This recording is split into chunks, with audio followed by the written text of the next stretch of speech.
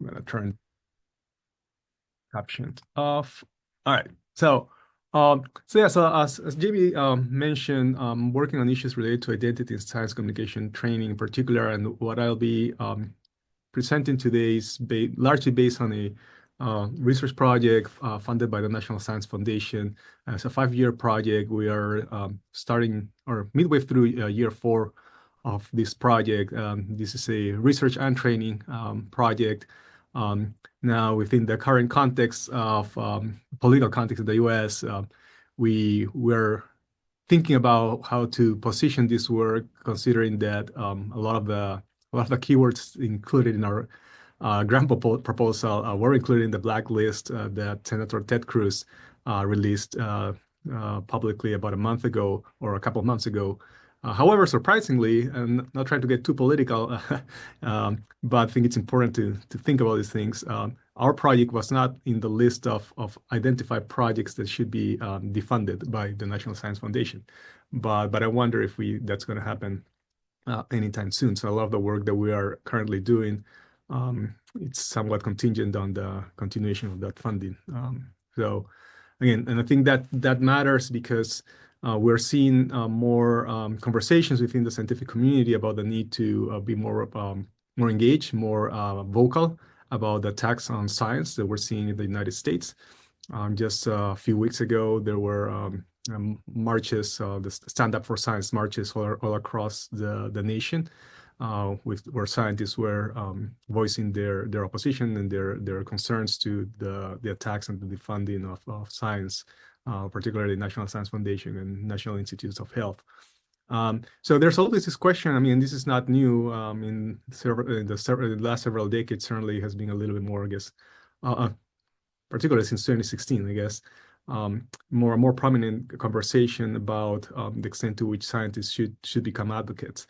And there's been some research done in this space that suggests that, at least from a public perception perspective, the kind of different publics do not see science advocacy as a negative, but they welcome it.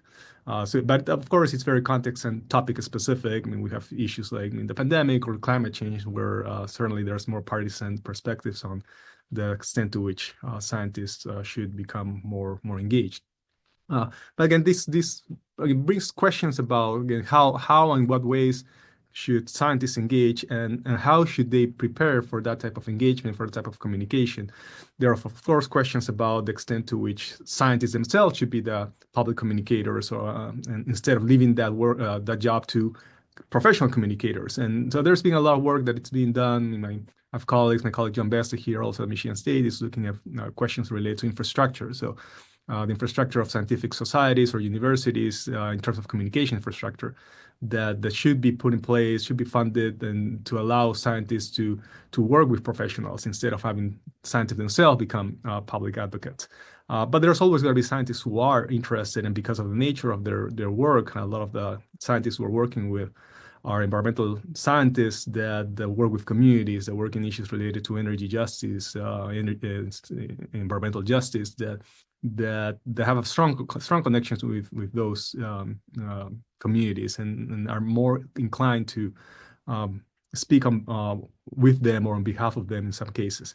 So those are some of the questions that we're exploring, the ways in which scientists should be trained, and how do we rethink the way they're being trained, because what we're starting with is with an idea that science communication training nowadays in the US, but that's probably true in other contexts as well, tends to have a very static, monolithic, one-size-fits-all approach to it, which is largely focused on issues related to skill building, which we also do in much of our training, but we don't center it. So a lot of the training focuses on how to become good storytellers, how to use social media, how to speak to a journalist effectively, how to provide sound bites that capture the essence of the scientific work that scientists are doing.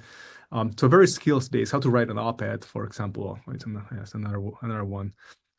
We're starting from a different position. We're starting from a different assumption that not all scientists are positioned within STEM fields in a similar way. There is a sort of a hierarchy. There is different positionalities.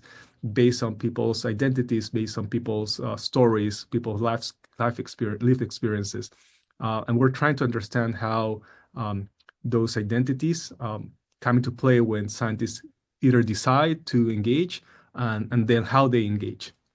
And there's been a lot of conversation, I would say, probably in the last decade or so on this question of inclusive science communication. So this is a recent commentary by folks at Colorado State that talk about the need for all STEM students to learn inclusive science communication.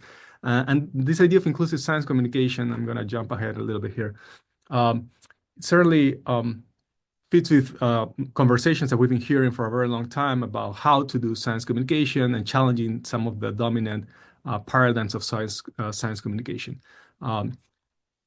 All of this happening in the context here, at least here in the United States, where there are challenges to further marginalization of certain ways of communicating, particularly in this case, language, right? And I understand that the last previous guest speaker spoke about linguistics and another extent to which they got into questions of specifically about the politics of language. But here in the United States, this idea that there's one language that, and this is true for science, like English being the dominant language of science. So there's all these questions about how to be inclusive of different voices, different identities, different positionalities. Again, it's aligned with this idea that there's no one way to do science communication. There are ways that are better than others.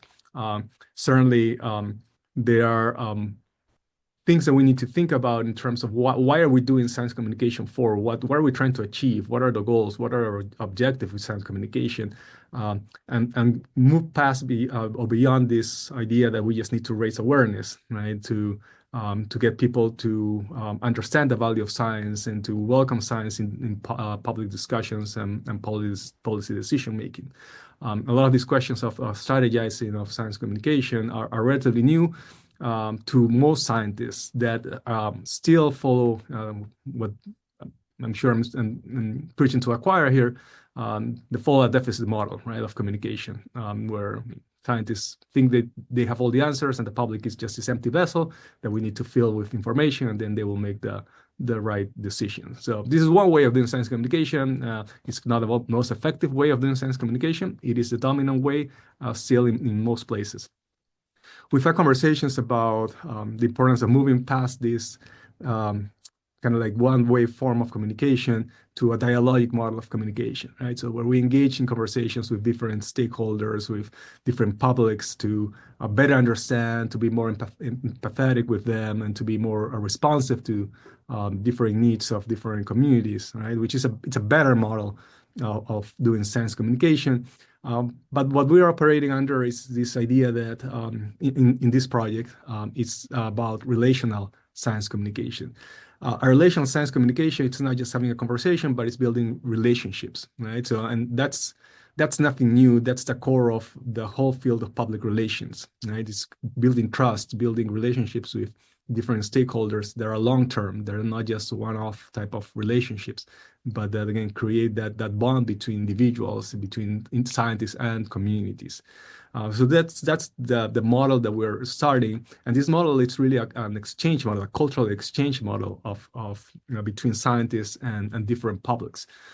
So as opposed to just a transmission model of communication, we're talking about a cultural exchange, because scientists and different publics, different stakeholders, just have different cultural values. And it's important to be able to understand those differences and not come from the assumption that because we are scientists and we hold certain type of knowledge, we are better or that we hold the higher ground. So we're starting with a more, I guess, humble approach to communication that explores this idea of a cultural exchange. So what does this mean, right? What in practice, how do we do culturally relevant or culturally responsive, culturally tailored science communication or inclusive science communication? These are kind of somewhat synonyms in a way. So as I mentioned, it has to be relational, it has to be adaptive, we have to be willing to change, and it's something that we've done with the trainings that we're doing. It's an iterative process. It changes constantly as we continue to engage in relationships with publics and stakeholders. It's reflexive. So reflexivity, intentionality, and reciprocity are the tenets of inclusive science communication. So again, it's more of a level playing field if you wish, right? So it's not again scientists at the kind of on our ivory tower telling people how to think and what to think about. So as I mentioned, with all of this, what we're trying to do is we want to create a systematic change to how science communication training takes place in the United States. As I mentioned, it's a right now it takes a universalist approach, a one-size-fits-all approach. It's also not very diverse space, both in terms of who is being trained and who the trainers are. For whatever reason, trainers overwhelmingly tend to be middle-aged white women. I don't know. We don't know exactly how and why that has happened. And then the spaces for training are dominated by mostly white scientists. I think that's more of a symptom rather than the cause of the problem. I think that many of these spaces are perhaps not as welcoming as they should be, and that's a little bit of what we're trying to do, trying to figure out how do we create spaces and pockets of belonging to allow scientists from diverse backgrounds to participate. And when I say diversity, that means not only racial or ethnic diversity, although that's certainly one thing that we pay a close attention to, but diversity in all its forms, right? Whether it's gender, sex, religion, political beliefs, ableist perspectives. I mean, it's everything that you can consider as diverse. The other thing that we are constantly thinking about is how to how is this work, how is this engagement, this science communication, this advocacy that scientists do, how does this fit within the academic structures that could either enable or not academic careers? For the most part, historically, there's been especially the hard sciences, a little bit of a rejection of this type of activities, of this type of engagement, because the assumption is that it takes away time, precious time from research, from science, from time in the lab. So the question is, how do we create training modules and efforts that can be valued in ways that they're not necessarily the same, but that are somewhat aligned with the ways in which scientific publications, scientific outputs are valued in reappointment, promotion, tenure processes. Again, particularly here in the United States, each university, each discipline has its own characteristics. So we know that that's making that systemic change is really difficult. But there are examples that we've been able to identify where departments are thinking about how to incorporate public engagement as an important part of scholarship, and not only considering its service. So so that's kind of the background, kind of the big picture of and the context in which this project has emerged. So as I mentioned, this is a National Science Foundation project. It's a collaboration between our center, the Knight Center for Environmental Journalism at Michigan State, and the Metcalf Institute for Environmental Reporting at the University of Rhode Island. So it's a multi-institutional effort with over a dozen different researchers and collaborators. And again, as I mentioned, it's the 4th year of this project. I'm going to jump some of these things about lack of representation. I think you probably all know that. So I'm just going to go into some definitions, some conceptual definitions, so that we all understand what I'm referring to. So we base a lot of the work on intercultural communication research, and particularly a few theories, particularly the communication theory of identity negotiation theory, and communication accommodation theory. And in all these communication theories, the researchers wrestle with the concept of identities, which is it's a tough concept to define. Honestly, it's not as straightforward as I think most people believe. So we're starting with this definition by Hedge and Choi that suggests that these identities are codes that are expressed in conversations and define membership in communities. We all belong to or want to belong to different communities, whether that's based on our cultural background, our race, our ethnicity, our music tastes, our sports, political beliefs, etc. Right? So we try to match codes that we perceive are relevant in those communities and adopt them to try to fit within those. Um, they also have semantic properties that are expressed in core symbols, meanings, and labels, and that could be things such as the way we speak, to the way we dress, the artifacts that we use, um, even the modes of transportation that we use, if we're talking about environmentalism, for instance. So, I mean, driving particular vehicles, like electric vehicle, for example, it has semantic properties beyond just the fact that it's a car that emits fewer pollutants than a combustion engine vehicle. So our identities are expressed not only in how we speak or how we behave, but also the things that we use, the symbols that we show. But they're also not fixed, right? So they are changing. And I'll give you a personal example. I'm originally born and raised in Lima, Peru.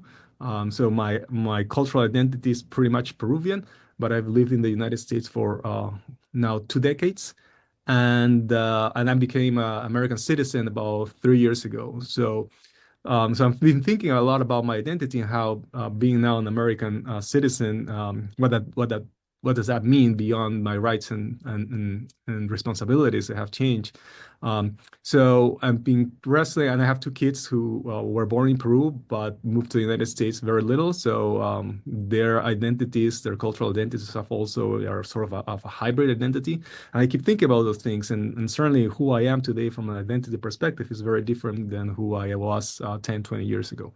And this is true, I think, for most, if not everyone. So we think about identities as being, again, fluid as opposed to just fixed. And again, there are multiple layers to identities. Much of the research on identity, on communication theory of identity, focuses on identities as layers, right? So there's layers such as the our perceived identity, our social identity, our ethnic identity, but also how we enact that identity. Because one thing is how we think about ourselves, a different thing is how do we put those beliefs into practice, depending on the context, depending on the spaces that we navigate. And this is this idea of intersectional identities, right? That comes from mostly critical race theory that talks about race, the intersection of race, ethnicity, gender, in some spaces, immigration, particularly in the context of the U.S. There's a lot of discussions about this. The same in Europe. So think about intersectionality as an important aspect of our work. So as I mentioned, these are the layers, right? So personal identity, ethnic identity. We also look at the professional identity. So the extent to which individuals see themselves first as in this case, scientists, or it could be whatever profession they have, more so than, again, how they look or their cultural background. And for us, one of the interesting things that we're examining is the extent to which there is this gap between some of these layers, right? So we might have, again, a particular perception of our personal or ethnic identity, and there might be a gap between those two, or there might be a gap between how we see ourselves from an ethnic perspective, but then how we see ourselves as part of a group in terms of, again, our social identity. Again, depending on how the spaces that we navigate are constituted, how they are structured.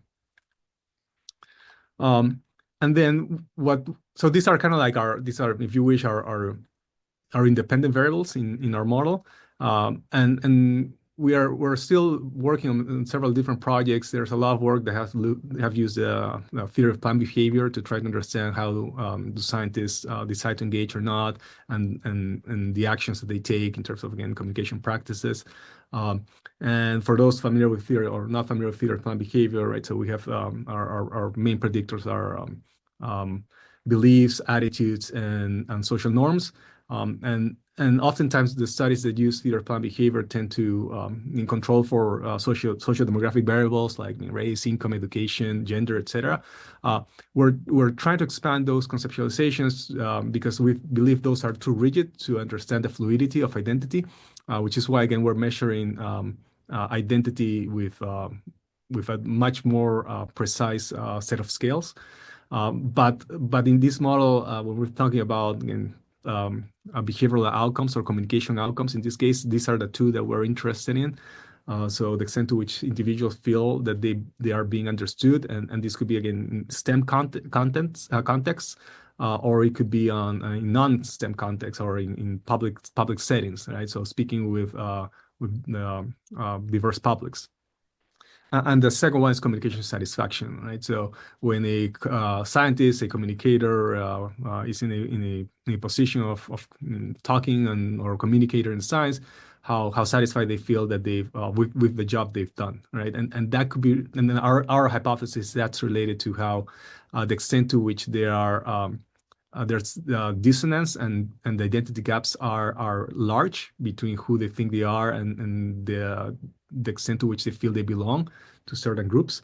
So the larger the identity gap, our hypothesis is the larger the identity gap, the least the communication satisfaction of that scientist will be, and the least the feelings of being understood would be.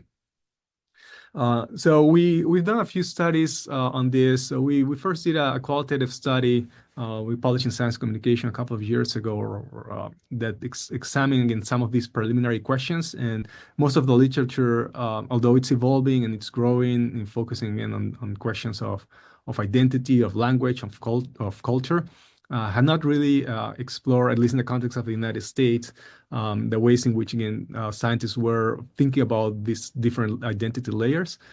So we did this first qualitative study with scientists from diverse racial and ethnic backgrounds. And what we were identifying is that there were, I mean, and this is, I mean, again, there were plenty of examples out there, but not systematically analyzed of scientists from marginalized backgrounds feeling that they did not belong in STEM spaces that were typically dominated by certain specific type of individuals, so mostly white male scientists, which is the case in most of the environmental sciences. We focus largely on the environmental science space. And also that, I mean, there were issues related to, again, intersectional identities where, I mean, women of color tend to have more challenges in terms of how they felt respected or understood, or how satisfied they felt with their communication, and that they could not express their identities. For instance, as an example, researcher from with Mexican nationality, a migrant to the United States, was told not to dress in a particular way because it was too colorful. So she was wearing traditional Mexican clothing to a faculty meeting and was told that that's not acceptable. Or even questions related to, again, legitimacy and expertise of perceived expertise of scientists. I remember talking with a Native American scientist who was an expert on growing corn and had not completed a PhD, but had expertise that probably surpassed that of several scientists at the local university. He was told that he could not participate in some of the meetings with federal and state experts. So that was the motivation to get a PhD. Once he got his PhD, he had finally a seat at the table, but what he told me is that he knew more about all this corn growing than what he learned in school. So there's a question about legitimacy of expertise, right? So who's a scientist, who's not a scientist, who holds legitimate knowledge? I think those questions matter to how scientists decide to engage and how they decide on who they decide to communicate with. And these are some of the research questions that we've been exploring. So how scientists from historically minoritized groups define their own identities, so pretty descriptive. Again, what identity gaps describe in terms of their personal and active relational and communal layers of identity. And again, those communication outcomes, right? So we have a study, a survey-based study under review right now. So these are some of the findings of that study. Unfortunately, with a lot of, and this is a little bit of a methodological challenge that it's I think curtails a lot of the efforts in this area. That first of all, I mean, the number of scientists that identify as minoritized in the environmental sciences here in the United States is very small, which presents, again, a challenge to recruit participants, particularly for survey research. So when we were very intentional with this study, we created our own sampling frame looking at very specific type of universities here in the U.S. So we're looking at R1s and R2s, so higher impact research universities. And we also look at historically Black universities in the U.S. and also Hispanic serving institutions. So with the intent of trying to capture or oversample minoritized scientists. Unfortunately, that was not the case. The number of scientists for a specific group, so Black scientists or self-identified Hispanic scientists or self-identified Native American scientists. So for those individual groups, the samples were just too small. So unfortunately, we have to group them under the BIPOC label, so Black, Indigenous people, people of color, and compare them to their white counterparts. So not ideal, but unfortunately, we just didn't have a large enough sample for the subgroups as we wish. But regardless, I mean, I think there are some interesting findings here. So when we look at the ethnic identity, these are all significant differences across the four box plots. But particularly for the ethnic identity, I think it's very telling. It's the difference between the ways in which scientists perceive their ethnic identity is more important among BIPOC scientists than it is among white scientists. For both groups, their professional identity is the most important piece, a little bit more for BIPOC scientists. So you can see that for, again, BIPOC scientists, they are thinking more about their identities, where it's ethnic, professional, social, or personal identity. That's what the results are telling us, that its identity is just more salient to BIPOC scholars. So when we think about training, it's like, I mean, this probably matters to a certain extent, right? So how do we tailor our trainings to scientists who have these thoughts more in more salient ways than their white counterparts? And part of it, I think, it has to do with, again, the context in which they operate. They see it, they experience the microaggressions. They see that more so today than in the past, a political context that is hostile not only to scientists but to people of color. So, or to immigrants. A lot of the people that we interviewed and that we sample are immigrants. So that makes it, again, more salient to them than their white counterparts. So in addition to that, we're working on a couple of other studies. So we just launched these two studies in the last 2 or 3 weeks, where we're looking at more specific aspects of intersectional identities. So we have a study focused specifically on Latin American immigrant scientists in the United States, and another one focused on Black scientists. And the assumption, again, is that based on intercultural communication research in other spaces, whether that's business or sports or health, that cultural groups, ethnic, racial groups in the U.S. have unique characteristics in how they communicate, whether that's related to how they use language or how they use symbols. So, and a lot of this work comes from a lot of the values literature. So where that suggests that certain type of populations are more collectivist versus individualist. So we're using a lot of those of that work to further understand, again, how these subgroups of scientists communicate about their work. So I'm leading this first study on how immigrant scientists negotiate their identities in STEM spaces. And we're looking particularly at, again, questions of accommodation. So and this is, they call it code switch around here, but it's communication accommodation based, again, on the spaces they navigate, how they use intercultural knowledge, mindfulness, and interaction skills. I'm not going to go into a lot of detail into this. It's just, again, very preliminary work that we're doing. And also how our forms of capital, so cultural capital, social capital, political capital, related to ways in which scientists negotiate their identities and how they accommodate to those settings. And we're taking this intersectional perspective. So we're looking at how language, how immigration status, how experiential knowledge, experiences of racism impact how these scientists communicate here in the U.S.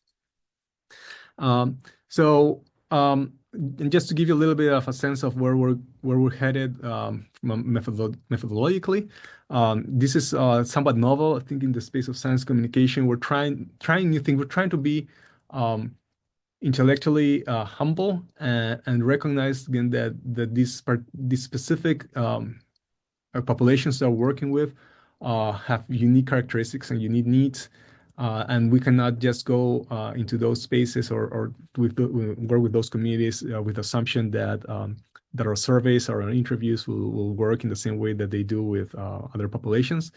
And who we are, I think, matters a lot in how we engage. So as I mentioned, I'm originally from Peru, so I'm leading this study with Latin American immigrants because I closely identify with the experience, which is why we're using this method called testimonials or testimonies. That it's a qualitative research method that is based on Lat Crit theory, so Latin American critical race theory, and that it's that makes the researcher a lot more involved in the interpretation and analysis of results than a more traditional, perhaps interview-based study. And it also involved the participants in that interpretation of results. So basically what I'm doing is with these testimonials is I'm giving people a prompt about the context of political context in the United States there, and I'm asking them asking them to basically tell me their lived experience in the U.S. as scientists and what are the challenges and that they faced in this journey to become scientists that has led them to become politically active. And so because we're focusing on scientists that are somewhat engaged, politically engaged, and that do science communication, and that's all I say. And then I leave the space for them to talk for about an hour and give me their testimony. At a later point, we'll convene a meeting with all of these testimonialistas, these individuals that are giving their testimony, in a sort of focus group, if you wish, to have a conversation about what we as researchers have interpreted. So I have two PhD students who have similar experiences as mine, or going through a similar experience as I did as a PhD student, and we're going to work on that. So it's a much more reciprocal type of method, and we're using also photo elicitation. So we're asking people to collect images, photograph, or artifacts of specific moments in time during their journeys that are important to them, in a way to trigger their memories. For the Black Scientist study, we're using photo voice as a method. So asking scientists to actively take pictures of the things that are important to them. We're also working with our trainees on a collaborative auto ethnography. So we're asking them to recount their lived experience during the trainings that we're doing, as a way to showcase again the challenges that scientists of color face in training spaces and what works and what doesn't work, but from their perspective, as opposed of us as trainers telling other trainers what worked and what didn't work. And we're also doing a participant observation study based on the trainings. All right, so let me tell you a little bit about the training. So that's all the research that we're doing, right? So and the idea is that the research informs the training. The training that we're doing, we're on our third cohort of scientists that we're training. So this fellowship program is they're 1-year fellowship programs. We're training scientists from across the United States. We started, I think, the first cohort 2 years ago with 12 scientists. Last year we have 14, and this year we have, I believe, 15 scientists that we're training. It's a year-long training program, fellowship program, where we meet with the groups in person twice, once in January in Rhode Island and the second time in July here at Michigan State. And then we have monthly online trainings.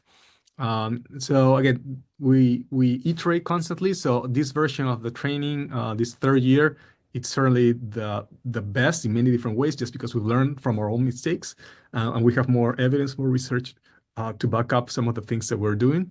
But just to give you a hint of what we do, again, as opposed to starting with training them how to tell stories or how to write op-eds or how to talk with media, we start with creating a community, a culture of belonging. We start by creating a space where they feel they can be themselves, that they can enact their identities. And again, this is again trying to align the research with the practice, because we believe based on the evidence that without creating that space and without creating the conditions for people to fully engage from their own identities and from their own positionalities, then the trainings will not be as effective. We do all the other stuff. We do all the media training, but much later in the process. So we start doing that in July, really. As I mentioned, we enact the tenets of inclusive science communication. So it's all about reflexivity, reciprocity, intentionality. We make sure. I mean, it's a fine line. I mean, there's a lot of learning also happens within our team of what we should be doing, and who stand, even questions about who stands in front of a room, right? I mean, and we often wrestle with those questions about, I mean, how do we communicate, and who is communicating to folks who come from, again, very different spaces, very different cultural backgrounds, and try to create, again, a space that it's welcoming to everyone regardless of where they're coming from. We're using this concept of counter spaces, although we didn't design the trainings to be a counter space type of training. It slowly evolved into that, and counter spaces again being spaces that are explicitly designed to somewhat reject and push back to some of those hegemonic and dominant structures that prevent certain type of scientists from succeeding. And we use a lot of ideas related to theater. My current postdoc, Dr. Nick Bennett, comes from a theater background, and it's just fascinating how play can be so effective in getting scientists that typically, I mean, are thinking very scientifically, right? They're thinking about using their scientist brain, and how getting them out of that mind space and or head space and getting them to be vulnerable and somewhat silly, how that allows us and everyone to open spaces for conversation about difficult topics, because we're asking them to engage in difficult conversations, and we ask them to be vulnerable in how they communicate and what they communicate about, because a lot of the stories that are very personal matter in our questions about sense of belonging, about identity, about feelings of being understood, feelings of being respected, and communication satisfaction. So without, again, creating those spaces, we wouldn't be able to have those conversations with them.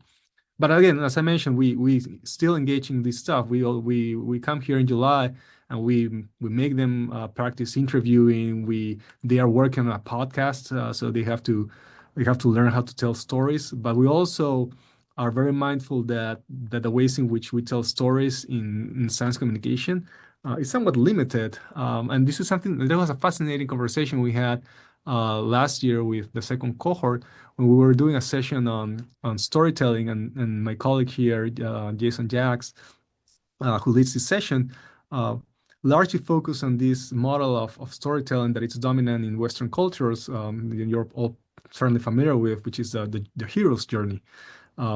Pretty much, I would say 95% of all movies that you see on Netflix follow the hero's journey storytelling style. Every single Marvel story, Star Wars story, Lord of the Rings story, it's a hero's journey. And that's a dominant way of telling science stories as well, in the form of podcasts and other formats, but we're working on podcasts. So during this conversation or this session on storytelling, we were challenged by our trainees who said to us, that's one way to tell stories. There are multiple ways of telling stories from different cultural groups. So we've been exploring different ways of telling stories that are perhaps not as linear and perhaps not as focused on the individual. And again, that's just one example of how things are changing for us. We're also trying to be as engaged as possible as a team with diverse public. So, I mean, in a couple of weeks, we'll be participating with my postdoctoral associate and my doctoral student on here on campus and with our science festival. So we'll be doing some fun stuff with Polaroids and some flip charts to get people to think about who is a scientist and how they how them individually how can they reflect on who they are, what their identities are, and how that fits with their ideas that they have about who a scientist is and how the scientist looks like. All right, so just a couple of final slides. Just to want to recognize and thank my team and my colleagues, both at Michigan State and University of Rhode Island, for all their amazing work. And I'll leave it at that. I look forward to questions.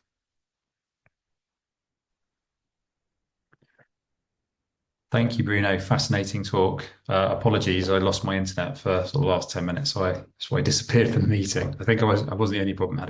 Only person had a few issues. So yeah, apologies. So yeah, I'd like to open it up to questions if anybody has any questions for Bruno following the talk.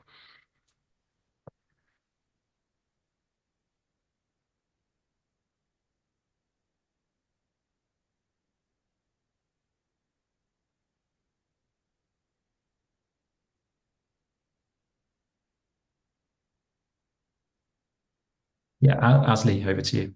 Hello, Bruno, and everyone. It's been really inspiring, great to hear your story and all your work. I'm also into digital storytelling, and we tried with a friend who's actually working in a civil rights organization, and using storytelling as a strategy for dissemination for the minority organizations, minority self-founded organizations. But we tried that with scientists, of different backgrounds, very diverse, also mostly at-risk scientists, and it was really hard for them to actually move out of their comfort zone. And most of them, except for one, wanted to work on their own science project, so their own research to tell about that to wider audience and use a different strategy as far as storytelling goes. So I think your story or your approach about how you actually worked with the group within the first several months, even to develop a spirit of a community, and then them opening up is, I think, a great tactic. And I'll try to also adapt that to my own work. But I was also wondering, this 1-year fellowship program, is it only devoted to pre-tenure faculty in the US? Do you have any contacts outside of the US, or would it be possible to somehow build cooperation on Yeah. the transnational level? No, that's a great question. So, well, thanks for sharing your experiences as well, Ashley. Yeah, so we are focused primarily on pre-tenure faculty because we recognize they are the most at risk, but we also know that there are generational differences. So, I mean, we have older scientists that have less to lose, so they can do public engagement and they don't worry about it because they're already tenured and well established. But certainly with junior faculty, younger faculty that are perhaps a little bit more attuned with the times and perhaps a little bit more tech savvy, they are interested in engaging, right? They are already on social media, they're already doing this kind of stuff. But again, they are most at risk because the more they do this stuff, the more perhaps their chair or the dean might say, well, I mean, is this affecting your research productivity? So that's where I guess we're trying to change the kind of the ways in which we present this type of scholarship. So what we're doing with the podcast that we're asking them to produce, we are peer reviewing the podcast. So we've created a peer review process that it's somewhat parallel to the academic journal peer review. So we work with the scientists very closely for a very long time to draft their scripts. And that's kind of the first scholarly product that goes out for peer review. It's reviewed by an expert on the topic area, but also a communication expert. Then it comes back, they rework it, They work with our team, we're the SCIP team, and then they start producing the podcast. Then once all the episodes are produced, it goes again as a series for peer review.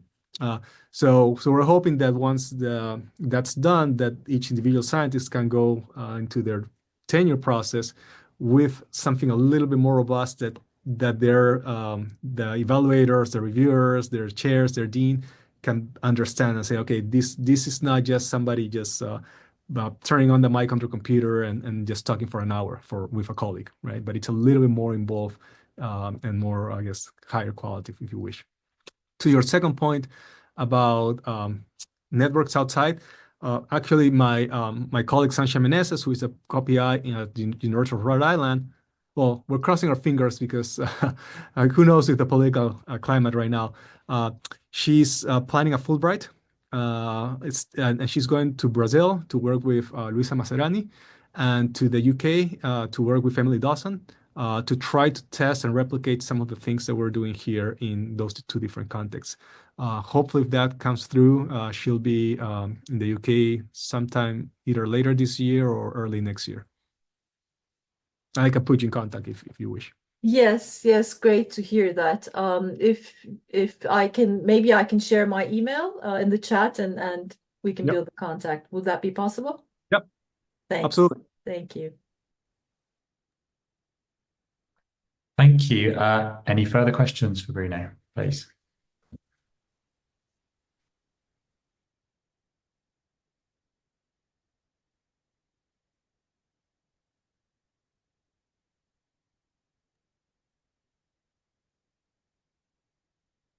I've got a question then, if I may, Bruno. I may have missed this, but I said I sort of missed 10 minutes towards the end of your talk, but are there any sort of specific recommendations that your research has made or will make to research institutions and universities? So you may have covered this, so apologies if so.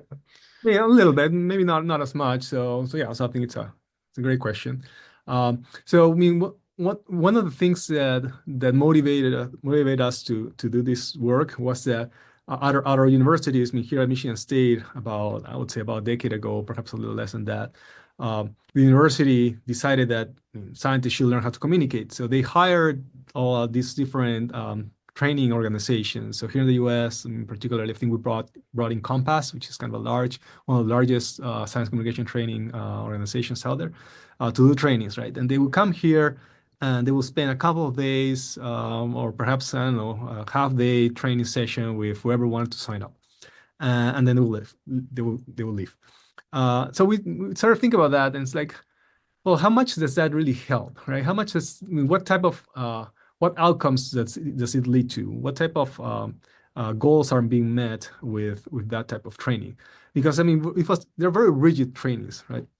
So I would say that for anyone interested in doing science communication training, whether it's you're an administrator at the university or you're a scientist thinking about doing science communication, is to really think about what do you want to achieve with that science communication? What do you want? What's the goal of doing all this, right? Because if you don't have a clear goal, then in your strategy or your tactic, it's just not going to be there, right?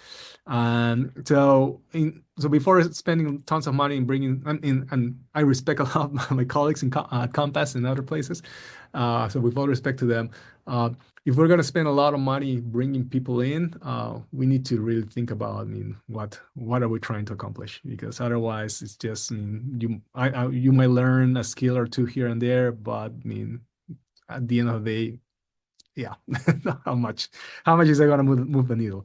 And so for us, with this particular project, because we're looking at, again, a group of scientists that are clearly under attack. Now, again, junior faculty of color in the environmental sciences, many of whom are doing climate science. I think they have an urgent need to be able to navigate these hostile spaces, right? So it's a little bit more about being interculturally minded and being able to accommodate yourself to this. And we struggle a lot with this question of, and we struggle with this from the very beginning of the conceptualization of the project, this idea of, do we want to train scientists to accommodate and navigate and survive a hostile environment? or do we want them to be trailblazers and do we want them to burn down the system and create something better, right? We still haven't come up to, and it's probably somewhere in between.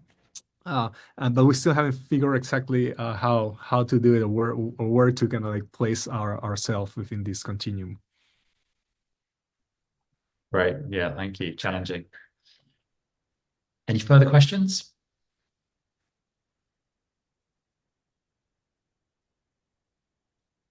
If not, then yeah, we'll close it there. So just to thank you again, Bruno, for your fascinating talk, and thank you to everyone. And there's some further details in the chat. Yeah, Ashley's email address. So Yep. thanks very much. Thank you. All right. Thanks, Amy. Thanks, everyone. Take care. Thanks. Bye.